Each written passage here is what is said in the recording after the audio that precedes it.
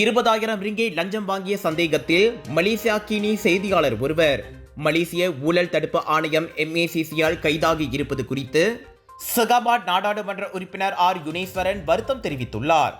அண்மையில் நிறைவேற்றப்பட்ட மலேசிய ஊடக மன்ற சட்ட மசோதா ஊடகவியலாளர்கள் சுதந்திரமாகவும் அநீதி இழைக்கப்படாமலும் பணியாற்றுவதை உறுதி செய்வதில் ஒரு முக்கிய படியாகும். அதே சமயம் ஊடகங்களின் சுதந்திரமும் பொறுப்போடு வர வேண்டும். செய்தியாளர்களும் தொழில் தர்மத்தை கடைபிடித்து மக்கள் வைத்துள்ள நம்பிக்கையை காப்பாற்ற வேண்டும் என அவர் சுட்டிக்காட்டினார். நியாயமற்ற காரணங்களுக்காக எந்த ஒரு ஊடகவியலாளரும் தண்டிக்கப்படக்கூடாது. அதே சமயம் தவறிழைத்தது நிரூபணமானால் ஊடகத்துறையில் உள்ள மற்றவர்களுக்கு அது பாடமாக அமைய வேண்டும். இந்நிலையில் கைதான செய்தியாளர் நியாயமாக நடத்தப்பட வேண்டும்.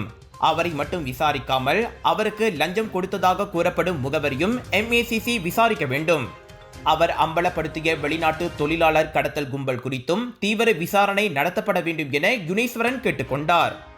இவ்வேளையில் யார் சம்பந்தப்பட்டிருந்தாலும் அனைத்து ஊழல் வழக்குகளையும் MACC பாராபட்சமின்றி விசாரிக்க வேண்டும் என லஞ்ச ஒழிப்பு கண்காணிப்பு அமைப்பான C4 வலியுறுத்தியுள்ளது.